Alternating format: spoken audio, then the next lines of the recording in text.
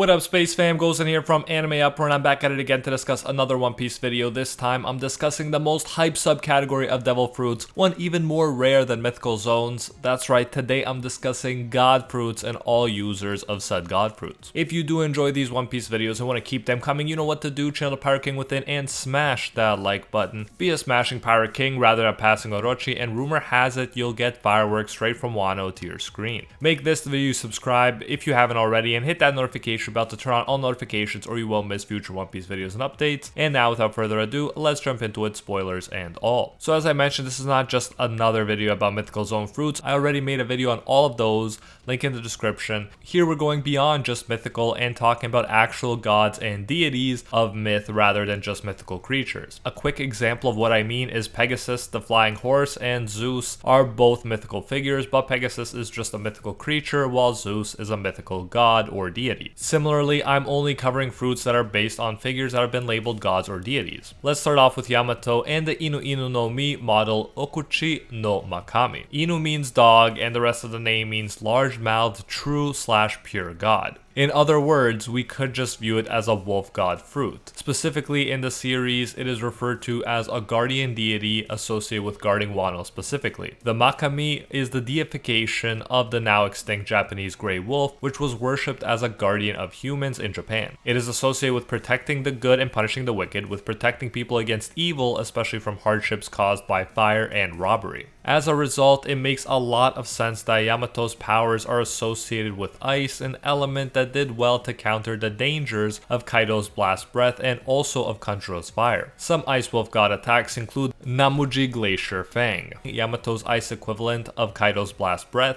It's truly impressive that the attack is strong enough to cancel out Kaido's blast breath. Then there's Mirror Mountain, a defensive technique that allows the user to surround themselves with ice in order to defend themselves from an attack. Yamato used this technique to defend against Kaido's attack, and besides the ice cracking and breaking off like glass, Yamato seemed unharmed by the strongest creature's attack. Hollowed Glacier Slash allows the user to surround their weapon with ice powers, increasing its force. Yamato used this to knock Kaido down, despite the fact that Kaido used his own weapon to try to block the attack. Aside from named attacks, Ice Wolf God users can freeze opponents, create walls of ice to protect themselves, and even help protect bombs from going off by surrounding them with layers of protective ice. The fact that the attack names in Japanese reference gods, like Namuji being a reference to a Japanese deity, and Himorogiri being a pun on Himorogi, which refers to sacred altars used for kami worship, also helps to solidify this fruit's position as a god fruit. Strength-wise, Yamato was able to hold off Kaido, the so-called strongest creature in the world and the Yonk with the largest bounty at the time, for a significant amount of time, a very impressive and noteworthy feat. If Yamato and the wolf god fruit didn't stay behind in Wano, it's hard to believe that the other remaining forces would be able to hold off such powerful threats. Number 2 is Kaido and his Uo Uo no Mi model Seryu. This fruit lets him transform into the Azure dragon. In Chinese myth, the Azure dragon is considered one of the dragon gods. So as with Yamato's fruit, the word god or deity is specifically used in reference to Kaido's devil fruit, which is a big thing we're looking for when deciding what fruits deserve to be in this category. And it's not surprising that Kaido has one of the few god fruits when we take into account that it's probably one of the big reasons he gained the title of the strongest creature in the world.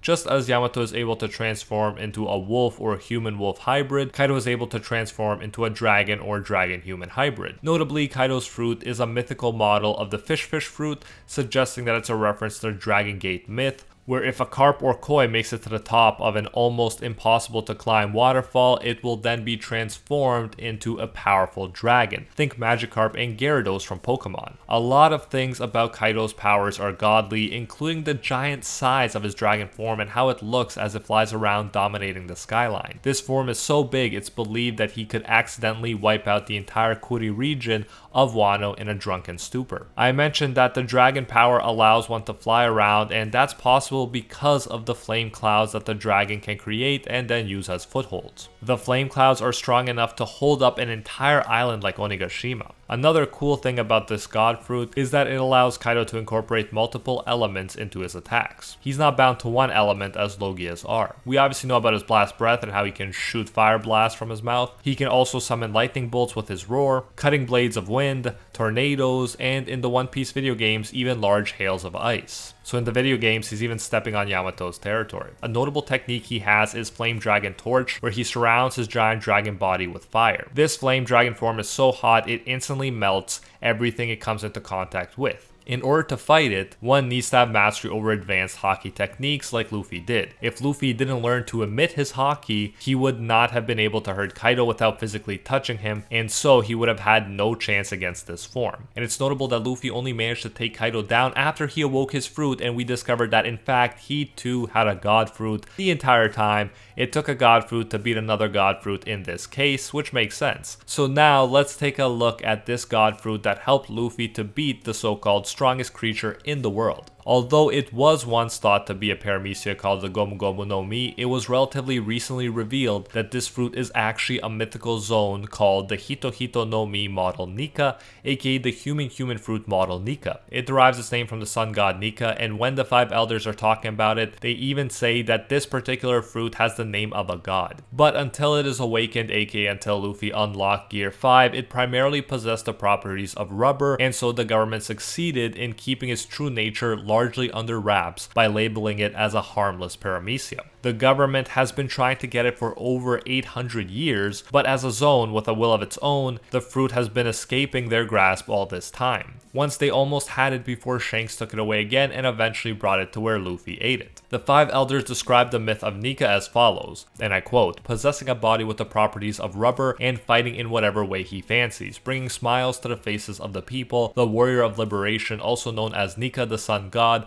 awakening brings his rubbery body greater physical strength and freedom. It is said that in all the world, there is no power more ridiculous," end quote. If you want a rundown of all of Luffy's gears, we also made a video about that, but here I'll be focusing on the Awakened Gear 5 since it is the true nature of this god fruit. In this gear, Luffy is able to tunify himself and those around him to an unprecedented degree. He's able to grow his fist large enough so that he can grab Kaido's giant dragon body as if it was a garden snake. As he pulls Kaido, Kaido's eyes pop out from his head like in the old cartoons. Luffy can effortlessly swing around the giant dragon, banging him into the ground over and over again.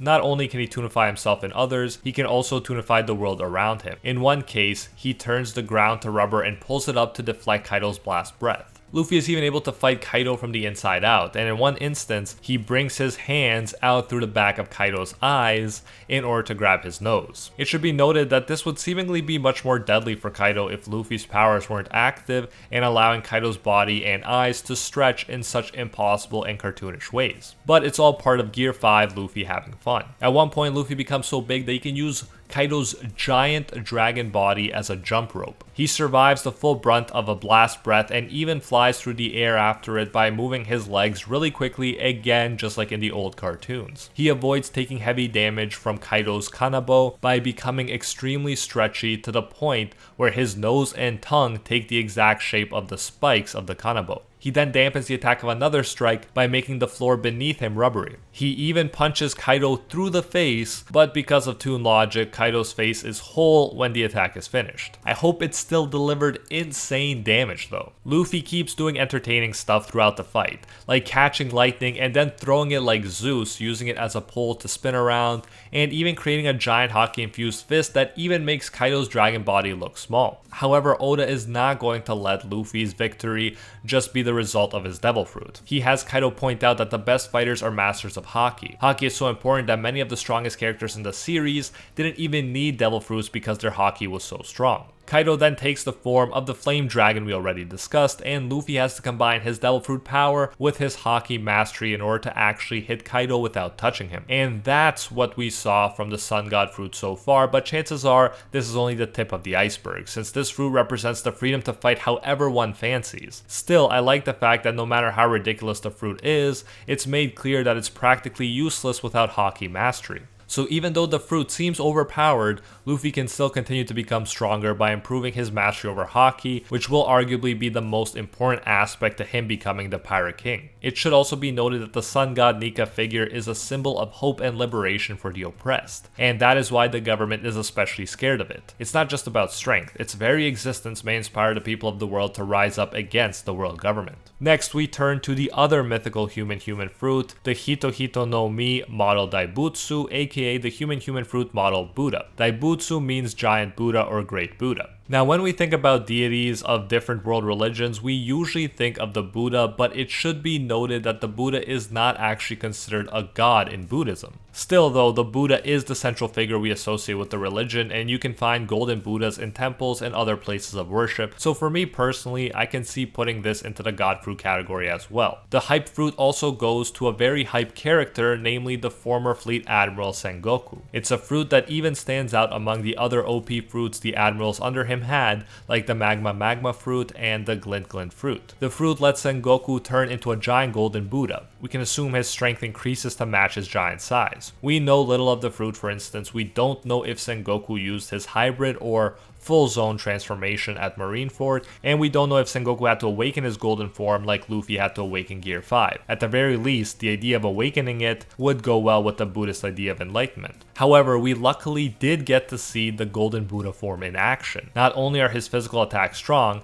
they hurt Luffy even if he puffs up his body, but he can also release golden colored shock waves that appear to seriously hurt the Blackbeard pirates. The cool thing about this attack is that you can attack, as we saw, multiple opponents at the same time. In the anime, we even saw that the golden shock waves are powerful enough to clash with / hold off Blackbeard's Gura no Mi shock waves. Since the Gura no Mi is considered the strongest paramecia fruit, you can't deny that the ability to counter it is fitting for a god fruit. The other confirmed mythical zone fruits, although great in their own right, wouldn't necessarily make it into the mythical god fruit category. For instance, I wouldn't put the Hito no Mi model Onyudo, aka the human fruit model Onyudo here, which is Onimaru's fruit, because the fruit is based on a yokai, aka supernatural spirit in Japanese folklore, but not a god. Same with Orochi's Hebi no Mi model Yamata no Orochi, or snake fruit model 8-headed Serpent, which is a legendary creature, but even in its own myth, the actual god in it is the Shinto storm god Susanoo, a name you may well remember from Naruto. And similarly with the other mythical zones not mentioned here, they would fall more so into the mythical creature or spirit category than the god category. Obviously, this is not an official category yet and may never be, but I think it's a useful one and makes the actual most OP mythical zone fruits seem rarer and more special. And although we don't have any other confirmed god fruits, I have made videos about potential other god fruit users in One Piece, so let's look at some of those now. Blackbeard would be an obvious choice. Now, there are multiple theories around having a mythical zone, but my favorite, and the one I came up with in my Blackbeard already has a mythical zone fruit video, is the idea of Blackbeard's Darkness Logia actually being a darkness or night or moon god mythical zone to match Luffy's own sun god fruit. Check out the video for full details and quotes that support this theory, but to keep things short, if Luffy's fruit could be mislabeled all this time, it's likely that his main antagonists could be as well. The parallels between these two have been focused on for a long time, with Blackbeard representing darkness and Luffy the sun, and even their fruits look very similar, having the same color and spirals. Once you look at all the evidence, including the fact that Blackbeard's fruit is consistently stated to be weird for a Logia, this theory starts to make a lot of sense, and I'll honestly be a bit disappointed if it doesn't turn out to be the case. Another theory is the one outlined in my Zoro already has a Devil Fruit video, link in the description. People who didn't watch the video were quick to comment, but he can't swim. However, the point of the video is not that Zoro himself ate a Devil Fruit,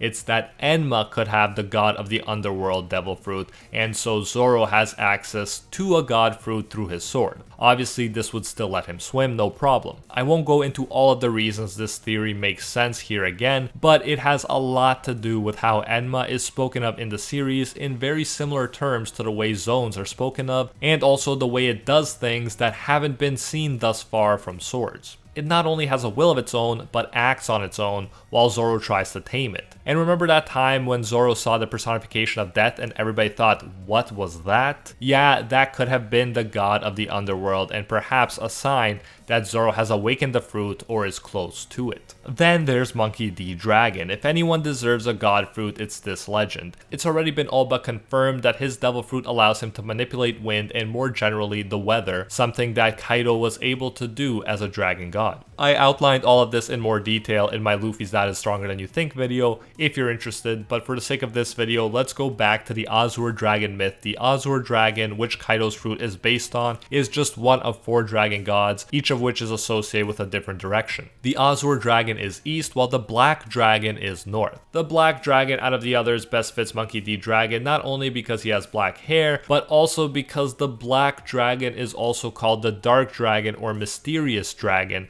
both adjectives that fit Dragon's character well. If he were to have this fruit, it would easily explain how he was able to summon both the wind and lightning that allowed Luffy to escape from Buggy and Smoker back in the day. And you know his name is Dragon, which could be a not so subtle clue, although I'm sure there are people who would say Oda giving a dragon fruit to a guy named Dragon would be too on the nose. But that's why we covered the confirmed god fruits first, and these final possible god fruits were more so for fun and to get the brain juices flowing. Let me know if you have any other ideas for who could have a god fruit. It definitely wouldn't surprise me if someone as important as Imu-sama had one. Now channel the Pirate King within and smash that like button if you enjoyed this One Piece video and want to keep them coming. Be a smashing Pirate King rather than passing Orochi, and rumor has it you'll get fireworks straight from Wano to your screen. Let me know what god fruit you'd want to possess if you had one and who your favorite god fruit user is. Make this the video you subscribe if you haven't already, and hit that notification bell to turn on all notifications or you will miss future One Piece videos and updates. And while you wait for the next chapter to drop, feel free to check out my giant and growing One Piece playlist that includes all the videos I mentioned in this video and much more. Link to that is in the description and on screen now. Thank you so much for watching, and until next time, see ya, Space Cowboys.